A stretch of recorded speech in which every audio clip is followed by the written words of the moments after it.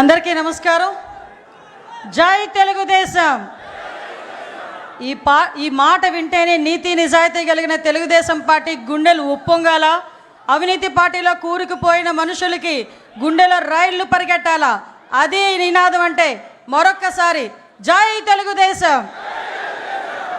రాజకీయ చరిత్రలో స్వతంత్రం వచ్చిన తర్వాత నుంచి అణగారిపోయిన తెలుగు ప్రజల అభిష్టాన్ని తెలుసుకొని సంక్షేమం గురించి, అభివృద్ధి గురించి, తెలుగు జాతి గౌరవం గురించి అలనాడు స్వర్గీయ ఎన్టీ రామారావు గారు పెట్టిన ఒక పార్టీ, అదే ఒక చరిత్ర, అదే ఆ తెలుగుదేశం పార్టీ.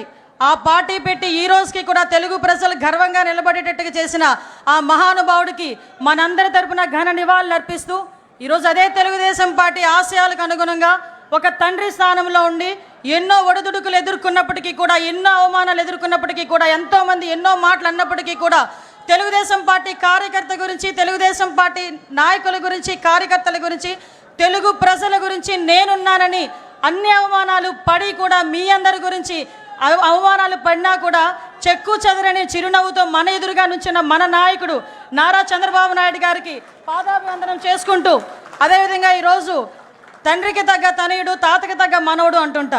మొన్నైతే తండ్రికి తగ్గ తనయుడని చాలా సందర్భాల్లో నేను నిరూపించిన నా సోదరుడు లోకేష్ బాబు గారు మొన్న మానవత్వం, తెలుగుదేశం పార్టీ అంటేనే మానవత్వంతో కూడిన పార్టీ అని తాతకి తగ్గ తనయుడిగా మొన్ననే నిరూపించిన తన సొంత ఖర్చులతో అవయవ దానం చేసిన ఒక గుండె మార్పిడి విషయంలో ముందుకొచ్చి నడిపించిన వ్యక్తి నా సోదరుడు అని గర్వంగా చెప్పుకునే మా జాతీయ ప్రధాన కార్యదర్శి నారా లోకేష్ బాబు గారికి, అదేవిధంగా రాష్ట్ర పార్టీ అధ్యక్షులు పల్లా శ్రీనివాసరావు గారికి, ముఖ్యంగా ఈ వేదికను అలంకరించిన అతిరథ మహారథులు.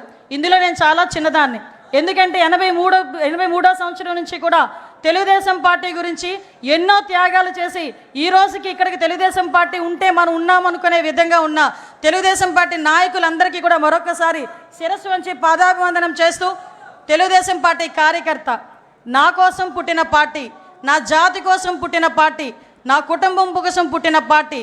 ఈ పార్టీ జెండా ఎన్ని ఒడిదుడుకులున్నా కూడా కిందన పడకూడదు అని, పడే సందర్భం వచ్చినా కూడా కిందన పడనివ్వకుండా 2 చేతులతో ఒడిసి పట్టుకొని ధైర్యంగా గుండె నిబ్బరం చేసుకొని గుండెని చీల్చుకుంటూ బయటకు వచ్చిన జెండాను పట్టుకున్న ప్రతి కార్యకర్తకి కూడా పేరు పేరున శిరస్సు వంచి పాదాభివందనం చేస్తున్నా. ఎందుకంటే ఈరోజు తెలుగుదేశం పార్టీ బలగం తెలుగుదేశం పార్టీ కార్యకర్తలే. ప్రతిసారి తెలుగుదేశం పార్టీ అధినాయకుడు మా నారా చంద్రబాబు నాయుడు గారు చెప్తుంటే ఒక్కొక్కసారి నాకు 12 సంవత్సరాల రాజకీయ అనుభవం, ఈ రాజకీయ అనుభవంలో చూసిన సందర్భాలు చాలా ఉన్నాయి. మేము పార్టీ క్యాన్వాసింగ్కి వెళ్ళినా, ఎక్కడికైనా మీటింగ్కి వెళ్ళినా పెద్దవాళ్ళు 2-3 వచ్చి ఏదైనా పెన్షన్ అడుగుతారేమో, లేకపోతే ఏదైనా హౌసింగ్ స్కీమ్ అడుగుతారేమో అనుకుంటే నా దగ్గరకు వచ్చి చాలా సందర్భాలు, అమ్మ పార్టీ జెండా ఇవ్వమ్మా, మా ఇంటికి కట్టుకుంటానని చెప్పి ఇన్న సందర్భాలు కూడా చాలా ఉన్నాయి. అటువంటి మహానుభావులు అందరూ ఉండబట్టే 43 సంవత్సరాలుగా ఎన్నో ఒడిదుడుకులు ఎదుర్కొన్నా కూడా ఈరోజు పార్టీ నిలబెట్టుకోగలుగుతున్నాం. ముఖ్యంగా తండ్రి స్థానంలో ఉన్నారని ఎందుకు మాట్లాడుతున్నానంటే గౌరవ చంద్రబాబు నాయుడు గారి గురించి.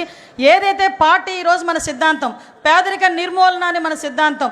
నేను కమ్యూనిస్ట్ని కాదు, నేను సోషలిస్ట్ని కాదు, నేను హ్యుమానిస్ట్ని అని చెప్పి ఆ రోజు ఎన్టీ రామారావు గారు చెప్పిన సందర్భం నుంచి ఈ రోజుకి నేను అదే విధంగా ఉంటాను అని చెప్పి ఈరోజు నీతిగా, నిజాయితీగా తెలుగు రాష్ట్ర ప్రజలు ప్రపంచవ్యాప్తంగా గర్వపడేలా ఈరోజు ముందుకి విజనరీతో నడిపిస్తున్న నాయకుడు.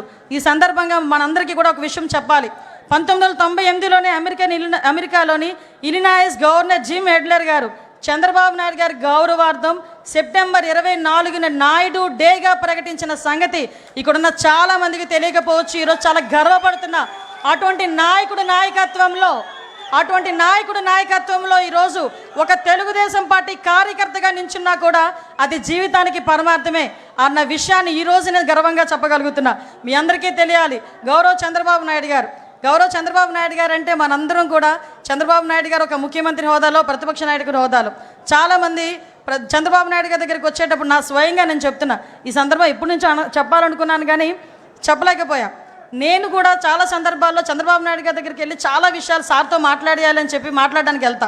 ఏమ్మా అనిత, ఏమ్మా అంటారు, అనిత కూడా కదా ఏమ్మా అంటారు, అనేసరికి మొత్తం మర్చిపోతా. 2 సార్లు అలా వెనక్కి తిరిగి వచ్చా. 3వసారి చిన్న పేపర్ మీద రాసుకెళ్ళి ఏంటో రాసుకొని వచ్చావు అన్నారు. సార్ మిమ్మల్ని చూస్తే నేను అన్నీ మర్చిపోతున్నాను సార్, మరి ఏం పని చేస్తుందో నాకు తెలియట్లేదు, అందుకే రాసుకొని వచ్చాను సార్ అన్నాను. ఆ రోజు నుంచి ఈ రోజు వరకు నా స్వయం అనుభవం ఒకటి చెప్పాలి. ఏం ఆరా పని చేస్తుందో తెలియదు కానీ ఆయన చుట్టూ ఒక్కసారి ఆయన రూమ్లోకి వెళ్ళేసరికి మైండ్లో అన్నీ వెళ్ళిపోతాయి. ఒకటే ఒకటి గుర్తొస్తుంది, అతను మా నాయకుడు, ఆ నాయకుడితో మేము పనిచేయాలి అని ఒకే ఒక థాట్తో మేము బయటకు వచ్చే పరిస్థితి కనిపించిందంటే that is Chandrababu Naidu, that is Chandrababu Naidu. నేను ఎందుకు చెప్తున్నానంటే చాలా గర్వంగా చెప్తా. ఎక్కడున్నారు తెలుగుదేశం పార్టీలో, నేను ఎక్కడికి వెళ్ళినా కూడా ఆంధ్రప్రదేశ్ అనేసరికి బాబు చంద్రబాబు నాయుడు గారు అని అనేసరికి ఎక్కడ ఎంత ఉప్పొంగుతుందంటే గుండె, అది ఈరోజు మన పార్టీ. అటువంటి పార్టీలు ఈరోజు ఆయన పడ్డ కష్టం గురించి కూడా మీకు చెప్పాలి. రోజుకి ప్రతిపక్షంలో ఉండేటప్పుడు అలాగే కష్టపడతారు, అధికారంలోకి వచ్చిన తర్వాత అంతకన్నా ఎక్కువ కష్టపడే వ్యక్తి. ఎందుకంటే మీ అందరికీ తెలుసు చంద్రబాబు నాయుడు గారు, మాకన్నా బాగా మీకే తెలుసు. కానీ ఇప్పుడు అతి దగ్గరగా చూస్తుంటే చాలామంది అతని వయసు గురించి మాట్లాడతారు. ఏజ్ జస్ట్ నెంబర్ అని చెప్పి నిరూపించిన వ్యక్తి ఆయన.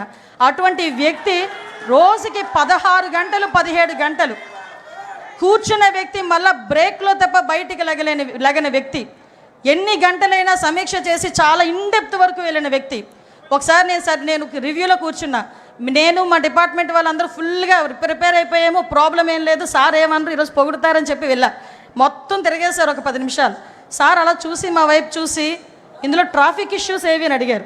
ఆ రోజు నేను డీసీపీ గారు మొహం చూసుకునే సందర్భం. అంటే ఎంత ఇన్డెప్త్కి వెళ్తారో చెప్తున్నా.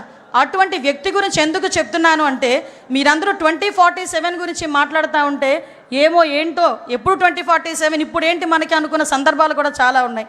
2020 గురించి మాట్లాడేటప్పుడు నేను ఒక స్టూడెంట్ని, ఆ రోజు 2020 గురించి మాట్లాడేటప్పుడు స్టూడెంట్ని కాస్త 2020 విజన్ వచ్చేసరికి ఆయన పక్కన కూర్చొని ఒక మహిళా అధ్యక్షురాలుగా నేను ఆయన పక్కన కూర్చునే పరిస్థితి వచ్చిందంటే అది విజనరీ. ఈరోజు హైదరాబాద్ వెళ్ళినా ఎక్కడికి వెళ్ళినా కూడా చంద్రబాబు నాయుడు గారు కనిపిస్తారు.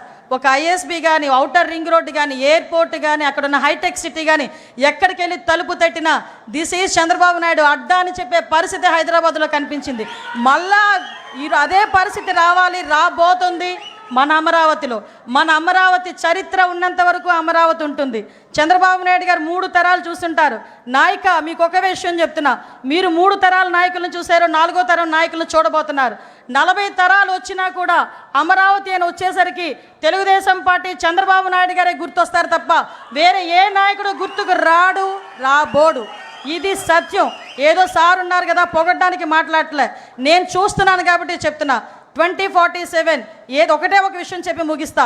2047 విజన్ పెట్టుకొని 5 సంవత్సరాలు ఈ రాష్ట్రానికి ఎలా చేయాలి, 5 సంవత్సరాలు 2047కి మనం ఏం చేయాలి అని ఇప్పటి నుంచి ప్రణాళిక రాసుకున్న నాయకుడు ఎవరినైనా చూసామమ్మా? మనమే ఇంట్లోనే ఉన్న పద్దులు రాసుకోము, సంవత్సరానికి సరిపడి ఏం కావాలి, ఏం చేయాలి, నా పిల్లడు ఏం చేయాలి మాట్లాడుకోము. నీ పిల్లడు ఏం చేయాలి, నీ పిల్లడికి ఎలాంటి ఉద్యోగం కావాలి, నీకు ఎలాంటి ఇల్లు కావాలి, నీకు ఎలాంటి జీవనోపాధి కావాలని 24 గంటలు లోపల కూర్చొని రాసుకుంటున్న వ్యక్తి అమ్మా ఆయన. అటువంటి వ్యక్తిని మనందరం కూడా ఎంత దీవించాలో ఒక్కసారి ఆలోచన చేసుకోండి. ఈ పేదరిక నిర్మూలనే ప్రధాన ధ్యేయంగా పుట్టిన తెలుగుదేశం పార్టీకి నిజంగా మణిహారం మన చంద్రబాబు నాయుడు గారు. ఎందుకు చెప్తున్నానంటే మన సీఎం గారి గురించి, ఈ రేపు 2047 ఉగాది రోజున 2047 విజన్ ప్రకారం పేదరిక నిర్మూలనే ధ్యేయంగా, తలసరి ఆదాయం పెరగటమే ధ్యేయంగా 20 లక్షల కుటుంబాలకి చేయూతగానిచ్చే విధంగా రేపు 2047 P4 విధానాన్ని ప్రవేశపెట్టడం, ఇదే ముందు రోజు మనం నిజంగా అదృష్టం అదే కలిసి వచ్చింది. ఈరోజు ఆవిర్భావ దినోత్సవం జరుపుకోవడం, ఈ 2 కోయిన్సిడెంట్స్గా జరిగినాయి. అది ఆయనకి మన పూర్తి సహాయ సహకారాలు మన సీఎం గారికి అందించాలి, మన జాతీయ అధ్యక్షుల వారికి అందించాలి.